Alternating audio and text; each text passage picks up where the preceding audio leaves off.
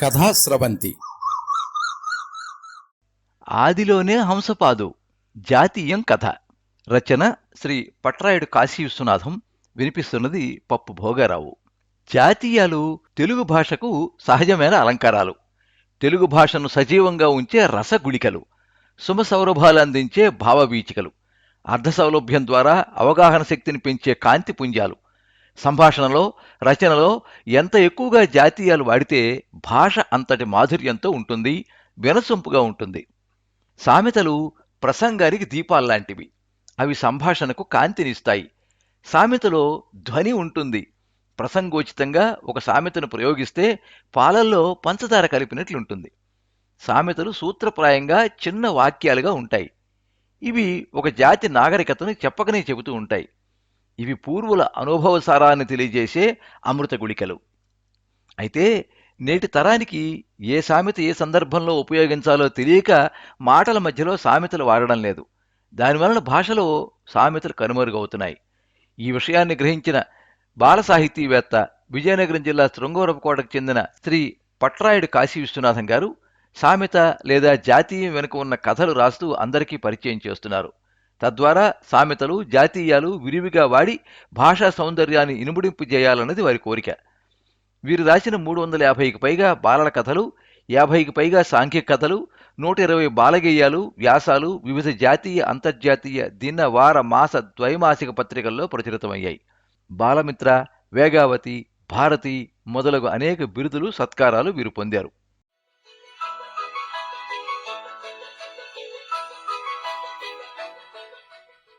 రుద్రకు మినపసున్ని అంటే చాలా ఇష్టం.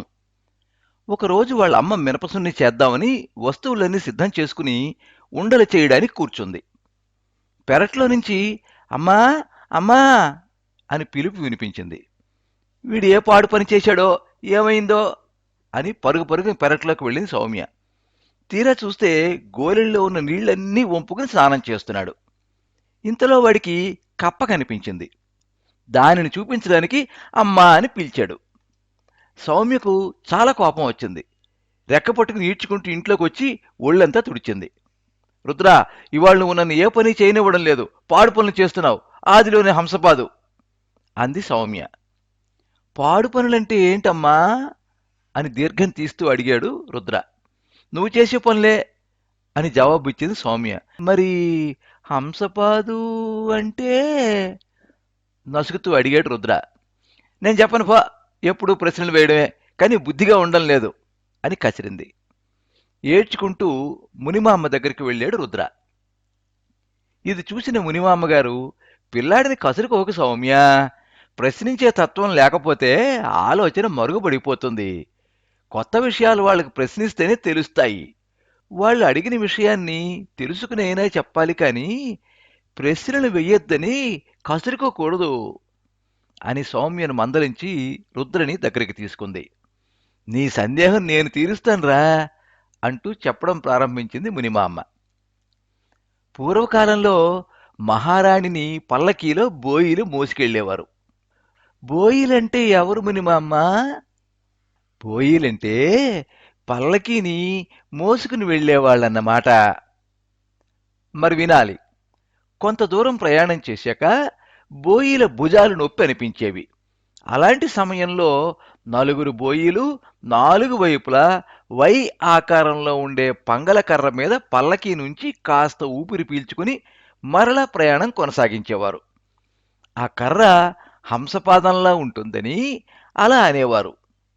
అలాగే ఎడ్ల బండ్లకు కూడా ముందున ఒకటి, వెనకన ఒకటి గట్టి కర్రలను కట్టి ఉంచుతారు.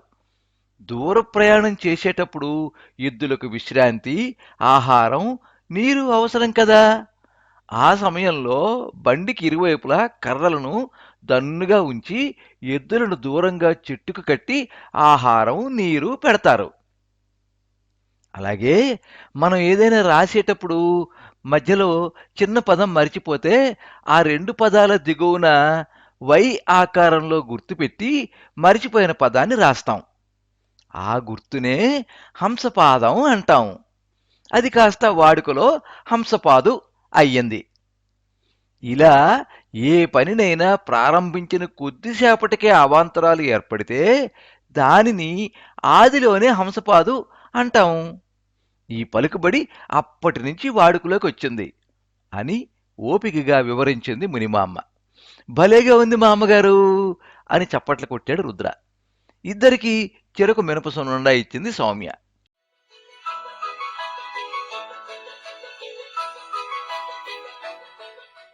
మీరింతవరకు ఆదిలోనే హంసపాదు జాతీయం కథ విన్నారు. రచన శ్రీ పట్రాయుడు కాశీ విశ్వనాథం. వినిపించినది పప్పు భోగారావు. ఈ కథ 2024 సంవత్సరం మే 18వ తేదీ తపస్వి మనోహరం అంతర్జాల వారపత్రికలో ప్రచురితమైంది.